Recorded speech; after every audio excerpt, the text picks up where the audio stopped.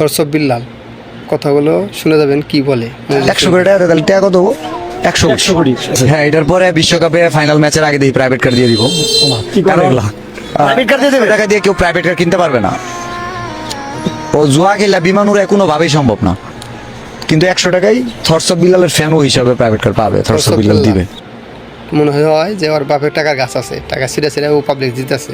আরে খাঙ্গিরে বলা তুই তো ভিক্ষা করে গেছ, তুই ভিক্ষা করস, সবাই ভিক্ষা করা মাসে কাছে একটা রুগী দেখে ভিক্ষা করস, আর এখন লড়াই দিয়েছ ভিক্ষা করবি। হ্যাঁ, 1 লক্ষ মাসে ধরে 100 টাকা দেবো, 1 কোটি টাকা মাবি, 10 লাখ টাকা তুই একটা গাড়ি দিই প্রাইভেট কার। আরে হ্যালো ফকুন্দির বাচ্চা, যে ক্ষমা দিবার ইচ্ছা থাকে তোর নিজের টাকা দিয়ে দিতে, তুই মাসে টেনে ই করস কে ফকুন্দির বাচ্চা।